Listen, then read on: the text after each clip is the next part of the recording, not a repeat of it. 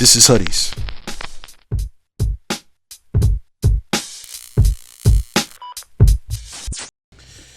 Yo, testing 1 2 1 2. Let's go ahead and get in this thing. Yo, welcome back to another dope session of Footies the Podcast. I'm the host of Garb Rashidi, coming at you live from the Skill Suite. Maybe not so live, but we're coming at you, man. Let's put one in the air for Hoodies the Podcast. Blue, blue, blue, and a million more. So, yeah, it feels good to be back. You know what I mean? I didn't think I was gonna be able to get one in this week. You know what I'm saying? But here we are. So yeah, man. Happy holidays to you. You know what I'm saying? All that good stuff if you celebrate the holidays. First, real quick before we get into that, want to send my condolences to anyone who has lost a loved one recently. Or let's say my condolences to anyone who is still mourning the loss of someone whom they loved, looked up to, respected, whatever. My heart goes out to y'all, especially around this time of year. It's the holiday time. Now, granted, the day known as Christmas has come and gone, but you know, this is still, you know, about to go into the new year. So I get it. It's still, I'm sure there's still some feelings there, and we can't dictate, you know, how people feel. So anyway, my condolences to you.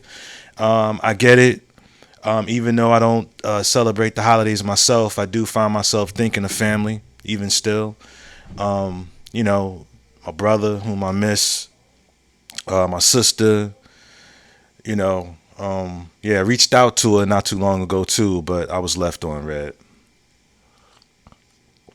Because I happened to be talking to my nephew, her second born son, and we was chopping it up, you know what I'm saying, real good, real, you know, and I was just asking, I always ask him, you know, how's your mom doing? How is she?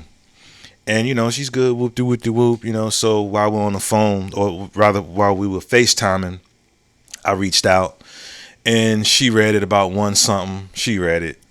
She didn't say nothing. It's all good, though. It's all good, and it's all love. But my condolences to anyone who's lost any family. And just the same, happy born day to anybody who was born today. You know what I'm saying? Or if you know, been here a while. You know what I'm saying? New life, more life. Word up. Like I was saying, happy holidays to anybody who celebrates it. I myself, I'm a Kwanzaa guy. You know what I'm saying? So happy Kwanzaa. Habari gani. You know what I'm saying? Don't speak too much. I only know a little bit. You know, siwezo kusema swahili mingi. You understand? All right, sawa? So, yeah, man. And real quick before I move on, so I had some folk bring up some things and some particulars around the creator of Kwanzaa. Kwanzaa was created in 1965 by Maulana Karinga. He started Kwanzaa after the Watts riots. He came up with Kwanzaa and used it as a tool to bring the black community back together. If you want to know more about the Watts riots, just go ahead and Google it. I'm not into schooling adults, with all due respect, because, and the reason why that is because, you know, many adults come forth about the things they've looked up and researched and this, that, and the third, and things they've Googled, things that they didn't know before. And I think that's dope. These smartphones are like, they're little computers. They're little encyclopedias. You can, for the most part, think of whatever you want to think of, you know, type it in, and then boom, there it is, some information on said thought, said subject, whatever. So with that said, if you can Google this and Google that, surely you can Google and do a little bit of research about Kwanzaa on your own. So if you've heard of it and haven't looked into it, then it's probably because you don't have a genuine interest in learning more about it. And I ain't knocking you for that either, right? I don't think it's cool to hold people who do know about it accountable for teaching you. Anyway, Maulana Karinga was part of an organization called US, right? It's either referred to as the US organization or Organization US, right? It's a black nationalist group, much like the Black Panther Party for self-defense. So now, for whatever reasons, this organization that Maulana Karinga was a part of, and the Black Panther Party, for whatever reasons, had some sort of rivalry going on, some sort of beef. Not necessarily sure what it was, right? So the FBI and the CIA got wind of said beef. You know, much like how they got involved when, say, the late brother Minister Malcolm had issues with the Nation of Islam. They got wind of it and start their foolery and trickery. Also, much like brother Martin Luther King, who they got wind that he was having issues with his wife. So they sent her some sort of recording. Matter of fact, it's depicted in the movie Selma, where the government, the CIA, the FBI, whichever entity sent her a recording of him breathing heavily, as if he was having sex with other women. So, and even it's depicted in the movie Selma. He says, "That ain't me." She says, I know what you sound like, but I ain't stupid." In other words, I know this ain't you on this tape, but I ain't dumb. I know you out there fucking around. But Brother Martin was a bit of a philanderer. I don't even think that's a secret anymore. Anyway, my point is, the government gets wind of it and they use it. Huey P. Newton had issues with Eldridge Cleaver. FBI, CIA got wind of it, and they put their imprint on it and caused more division, right? So it's no different. I could give off some more examples, but I think y'all get it, right? So now, what's one of the worst things you could be, especially during that era, during like the Black Power movement era, right? So one of the worst things you can be called is an informant, a turncoat, a snitch or whatever. Because if you think of Chairman Fred Hampton, who was, chairman of the Chicago chapter of the Black Panther Party, he was surveilled by another brother by the name of William O'Neill, who actually was an informant and gave the Chicago PD and the FBI and CIA the floor plans of the house that he was staying in, which ultimately led to him being assassinated. So I'm saying that to say that around that time, it wouldn't have been uncommon for someone to have been an informant. So, of course, like I said, the government gets wind that they have beef, somehow gets word out that Maulana Karenga is an FBI informant. And, of course, now that's out there, so now he's being looked at away, which, of course, would cause the Black Panther Party to have issues with them and to have issues within his own organization. The government set up a situation where two individuals, Bunchy Carter and John Huggins, was assassinated, and it was blamed on Organization US, further causing a divide between both organizations. So, which would cause a lot of people to question said founder of Kwanzaa. I'll say this, right? If Maulana Karenga was an FBI informant, see, some records are public record, but then some aren't when it comes to the FBI and the CIA. Normally, records like if you have a criminal history or whatever, you can get a hold of that information because of something called the Freedom of Information Act. However, the FBI and the CIA, you never know. It could be classified and sealed and not available to the public. So I'm saying that to say that until I see documents that proves that Maulana Karenga was an FBI informant and working for them and was instrumental in killing some brothers of the Black Panther Party, if I was to see something, right, and then that would cause me to take a moment and think, is Kwanzaa something that I would like to continue to observe / celebrate? Even though the 7 principles of Kwanzaa are still dope, are still, I believe, could be extremely helpful to the Black community. In fact, the whole diaspora, right? So I don't know, but I'd feel I'd have to take a moment and reevaluate my stance with Kwanzaa because of that. Right, it would give me cause to pause. So anyway, I've babbled long enough in the intro. Y'all doing all right? Y'all good? I'm good. Family's good. I'm extremely grateful for that. If you're not good, I hope you get good. I send you some warm energy. I hope that you get good, because you got no choice unless you roll over and die. Word up. So let's get good. All right. So yeah, man, let's go ahead and get in this thing. Right. That's why we here, right? Let's go ahead and get into this. Word.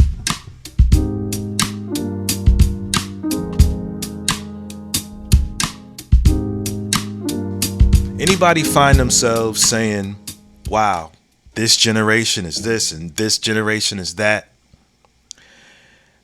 This is about to be one of those segments real quick. This generation is afraid to feel. What do I mean by that? And this is so off the cuff.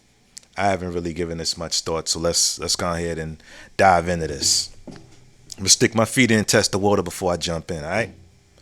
Check it. Yeah, this generation, and what is this, Gen Z? This generation is afraid to feel. They are also ashamed of nothing and yet offended by everything, which kind of ties into my claim, you know what I'm saying? My judgment that they are afraid to feel.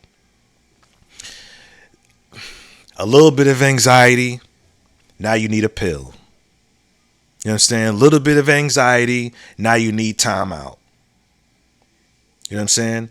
Somebody talk about you, oh, bully this and bully that. Listen,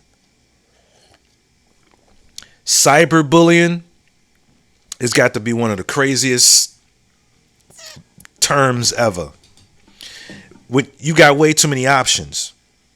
Block them, report them, log out. You can do all kinds of stuff. You know what I'm saying?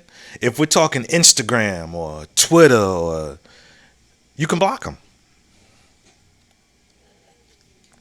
I don't get cyberbullying. You got too many options to get bullied. And when I say that they're afraid to feel, don't get me wrong. I'm not saying they don't feel nothing. I'm just saying they're too afraid to stand there in that shit.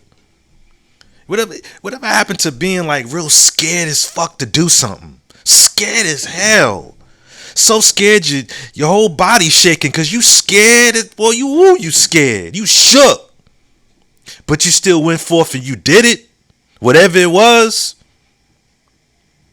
One time in particular in my journey was when I was in boot camp. When I climbed all the way up that 10-foot platform. All the way up. Which is probably higher than 10 feet. And each of us, one by one, we climbed up. And one by one was instructed to jump off. Put our legs together. Arms like this. You know what I'm saying? And then step off. Couldn't fucking swim. I could dog paddle. That's probably the only thing that gave me a little bit of confidence. But I was scared, man. I was scared as shit. And I had to dig. I had to find something like a motivating factor. And you know what I thought of? My oldest son. My oldest son at the time was probably 13 months. It's a big reason why I signed up. I needed benefits. You know what I'm saying? And I jumped off. I don't know. Is this generation just feel like they're afraid of being afraid? Afraid of feeling that anxiety. You know what I'm saying? Just so unwilling to stand in the bullshit. Just stand in it. Not knowing that on the other side of it is a new understanding.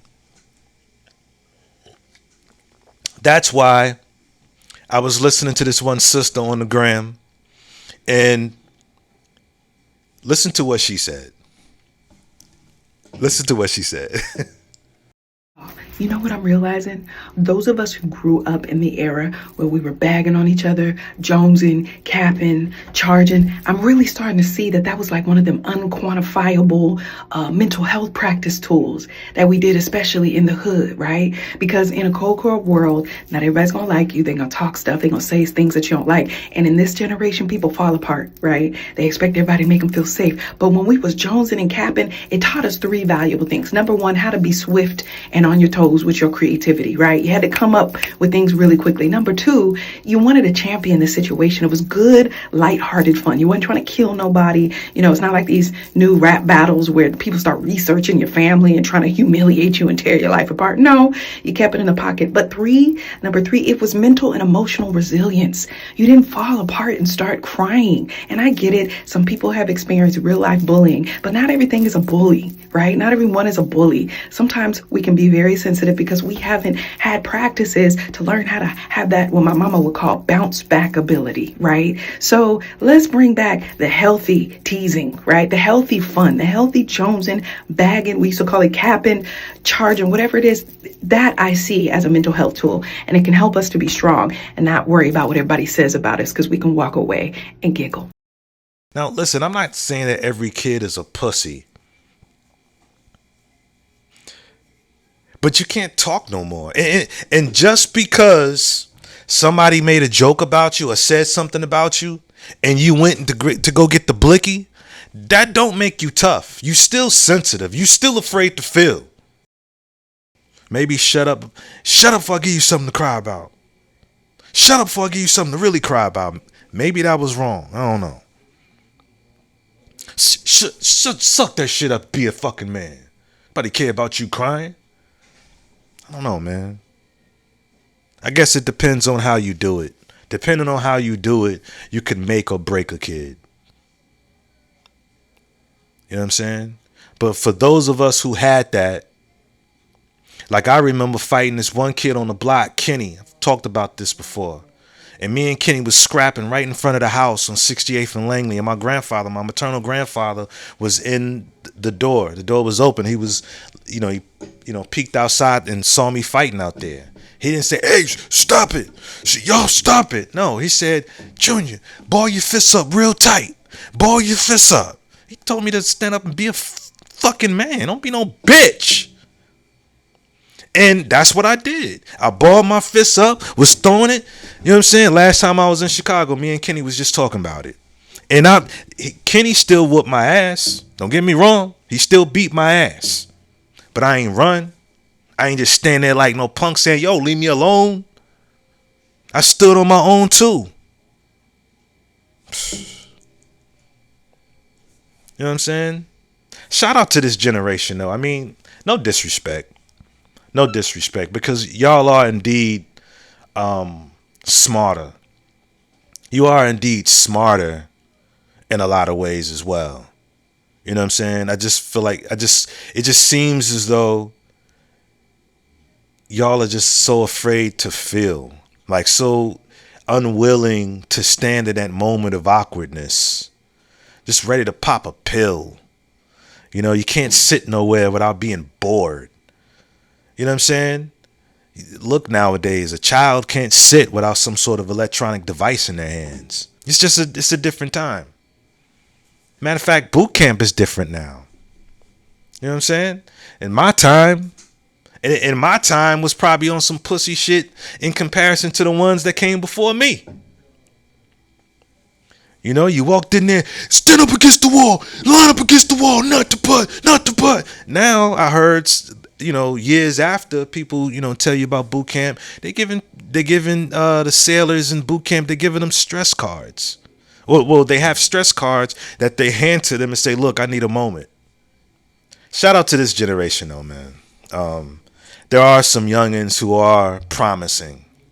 Because I'm not going to sit here and act like everybody from my generation is doing so well and was raised well. We've all got deficits and deficiencies somewhere about one thing or another. So shout out to y'all, man. It's just an observation, because I'm sure some of you in this generation now would have some choice words about my generation. You know what I mean? That I know for a fact. We all connected. You know what I'm saying? It's just my 2 cents. You know what I mean? Next. Y'all know how I be talking about how, trust. I believe I talked about it in I forget which episode. I think it's the Trust and War episode.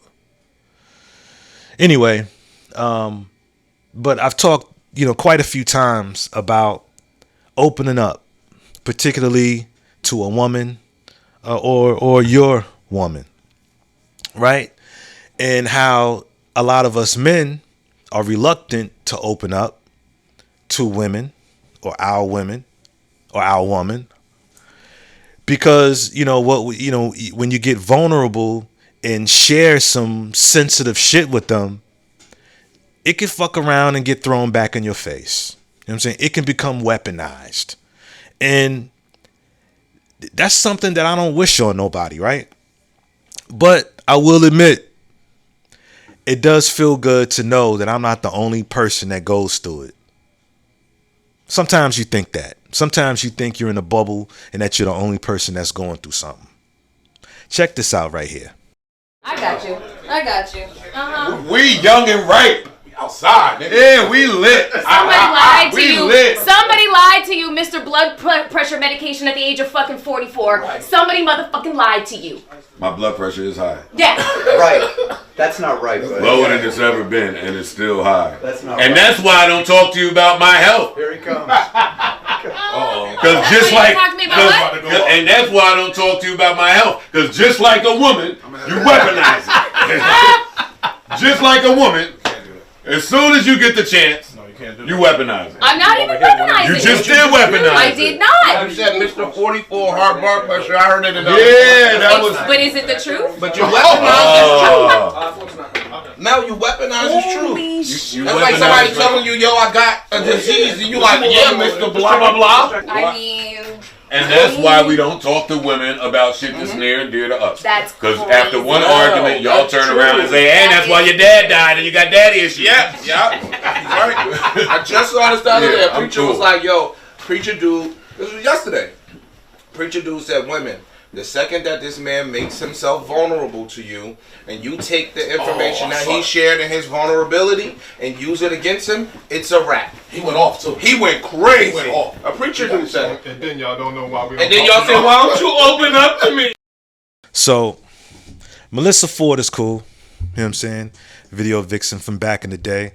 And the Joe Budden podcast is probably the dopest podcast that's out here. Joe Budden's been on that wave since before podcasting was a thing.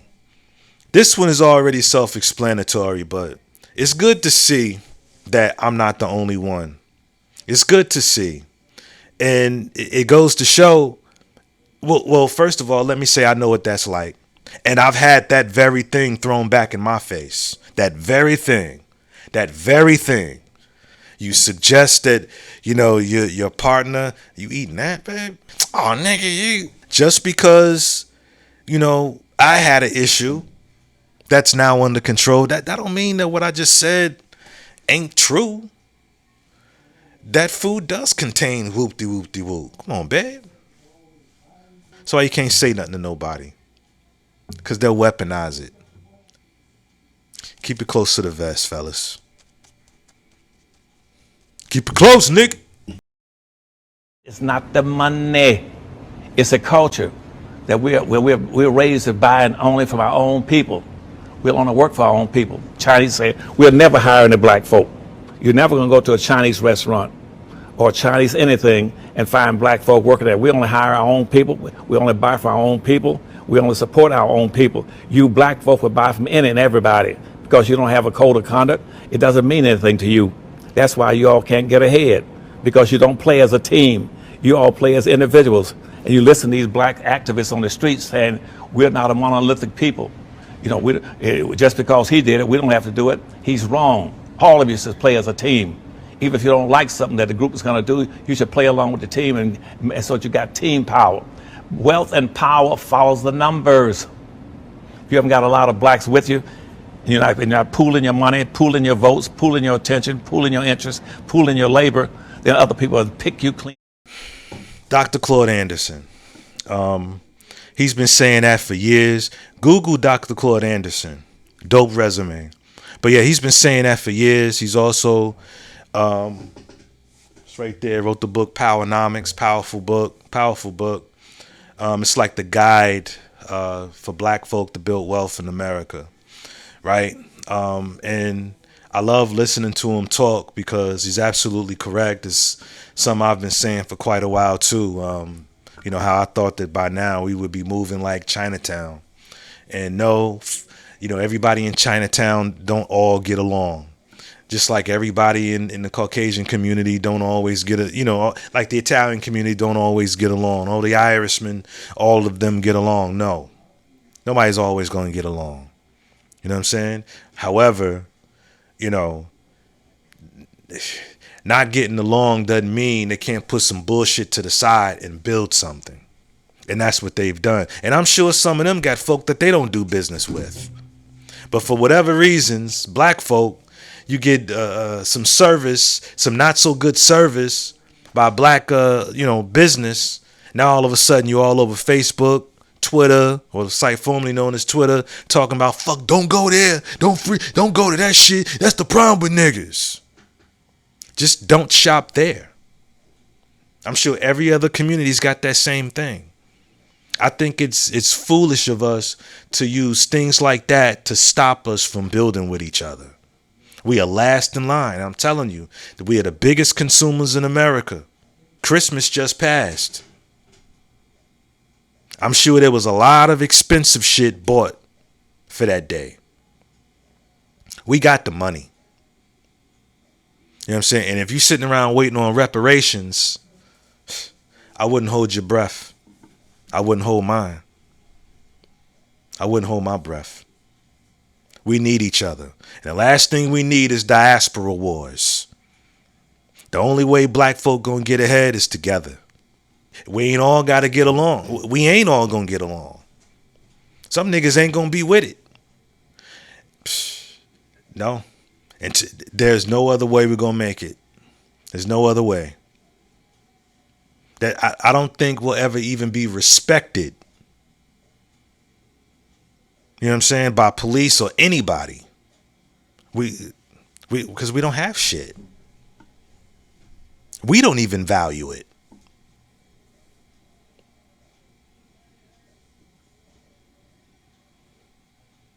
Right now, there's some young brother standing on the corner saying, yo, this my block.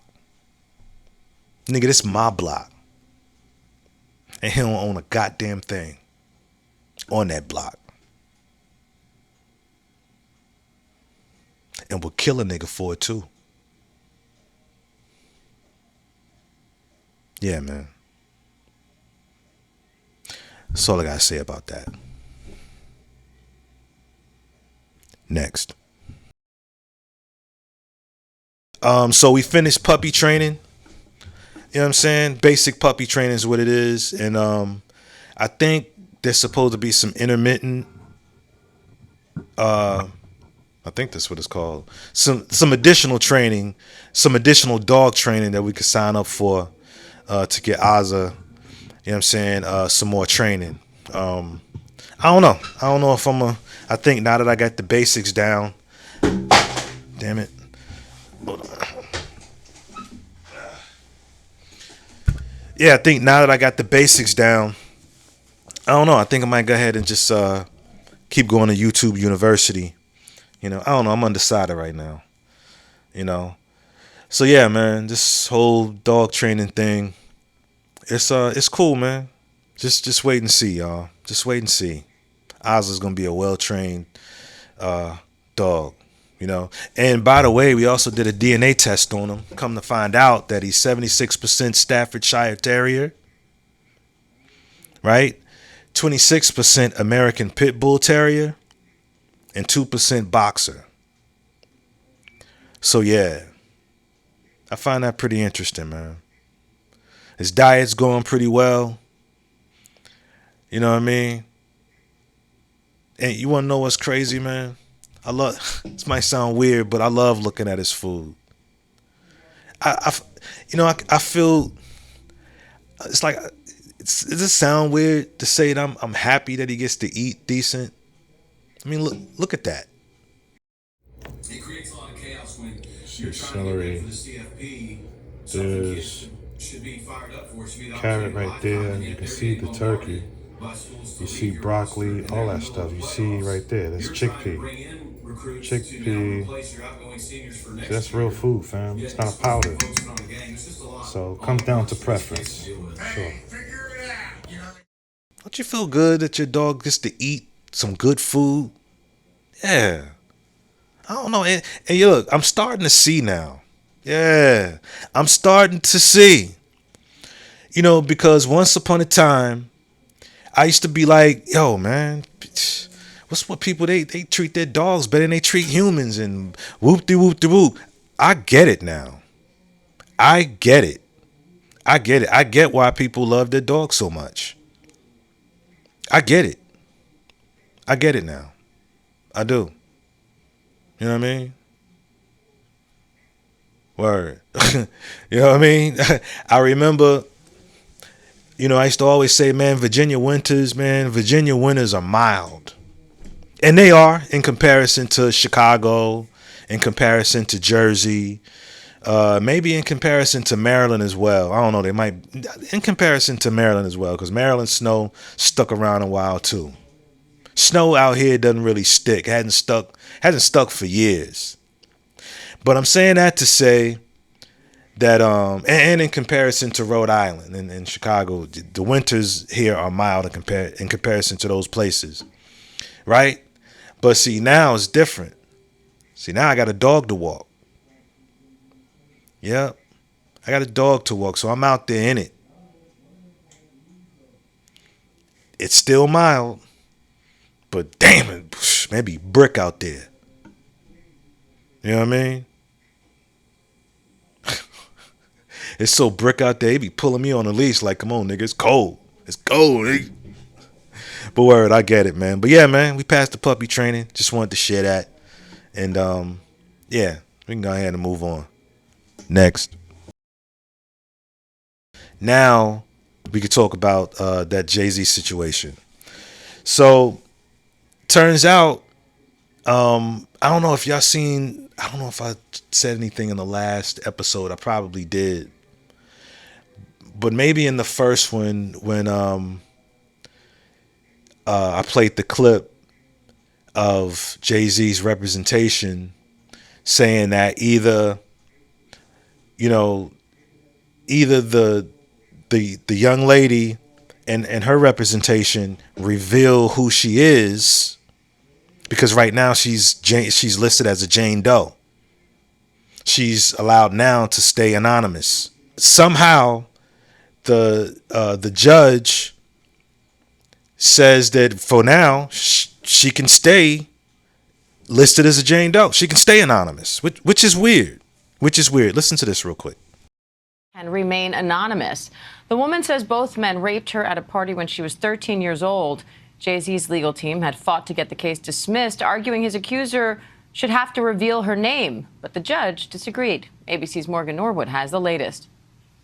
A legal victory for the woman who is suing Jay-Z for allegedly raping her when she was 13. A federal judge ruling the woman can proceed with the case while remaining anonymous, at least for now. But the judge also chastising the lawyers representing Jay-Z, accusing them of trying to fast-track the judicial process by repeatedly filing motions to reveal the identity of the Jane Doe to have the case dismissed. The judge writing in a 5-page brief that the Carter's lawyers' relentless filing of combative motions containing inflammatory language and ad hominem attacks is inappropriate, a waste of judicial resources, and a tactic unlikely to benefit his client. The court will not fast-track the judicial process merely because the counsel demands it. This latest legal twist coming after the recently filed civil lawsuit by Jane Doe, claiming that Jay-Z, whose real name is Sean Carter, and P. Diddy, drugged and raped a 13-year-old girl at an after-party after the MTV Music Awards in 2000, while an unnamed celebrity watched. Jay-Z has vehemently denied all the allegations, putting out this statement 2 weeks ago, writing in part, "This is a blackmail attempt." The multi-platinum artist, who was 30 at the time, now a business mogul with decades of hits to his name, with songs like Run This Town. We are, yeah, I said it, we are. This is Rock Nation, pledge your allegiance. His attorneys have denied everything about Jane Doe's account and pointed to some alleged inconsistencies in her story. It's not just that this story is a lie and that it's not true. It's provably, demonstrably false. This never happened. The judge writing that while Jane Doe can remain anonymous for now, she may be required to reveal her identity at a later date to allow Jay-Z's lawyers to collect facts necessary to prepare for trial. Oftentimes, when someone is accused of a crime like this, the accuser doesn't want to be named, and if they are forced to be named, we have seen certain people decide to drop the lawsuit altogether. Morgan Norwood, thank you. And Tony Busby, the lawyer representing Jay-Z and Diddy's accuser, says in a statement to ABC News, quote, "I will say that the coordinated and desperate efforts to attack me as counsel for alleged victims are falling flat. We won't be bullied or intimidated." And we did reach out to Jay-Z and his team, but did not get a response. For the judge to say that she can remain anonymous, that's crazy. This ain't criminal. This is civil, which means okay, let me just say my disclaimer is I don't know exactly what that means, but it sounds like they really trying to get in his pocket. You know what I'm saying? Like, forget the fact that this is some heinous shit and now it should be a criminal situation. They leave it in civil because it seems they want to get in that man's pocket. Yeah, her story is inconsistent. I don't see it sticking, right? But I tell you one thing, if there's a picture or something like that, some sort of footage where there's Jay-Z and this then 13-year-old girl was in it, it's not going to look good. And once again, I hope it's not. It sounds like bullshit. It sounds like it. But I'm going to withhold any more comments, you know what I'm saying, from here on out till some more stuff comes out. But for the judge, you know what I mean, to make it so this young lady can remain listed as a Jane Doe, I don't know. That's sounding like they really trying to come after the brother. So we'll see. Word out. Yeah, man. Next.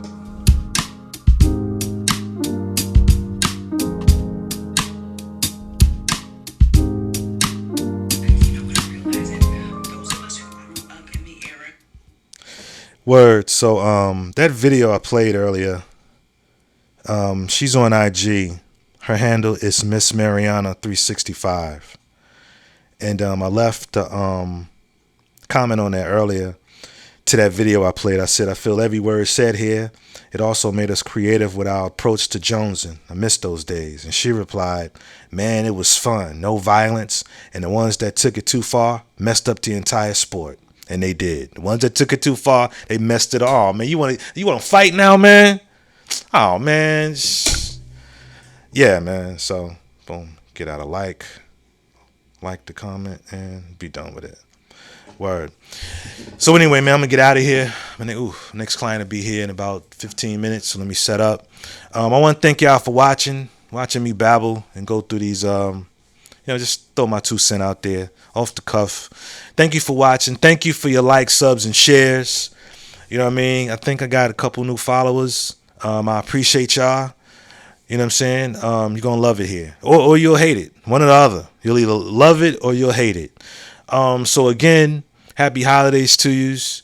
Happy Kwanzaa. I'm not necessarily sure if I'll be on between now and New Year's. Maybe. I don't know. But yeah, man. I hope y'all enjoying time with family. If you're missing family, send some warm energy to you. You know, all that good stuff, man. Love on your family, man. Love on your family. Love on the elders. Be patient with the elders. You know, the elders are the elders. Listen to them. Listen to them, man. Ask them questions and things. You know what I'm saying? Just have to throw in this last part.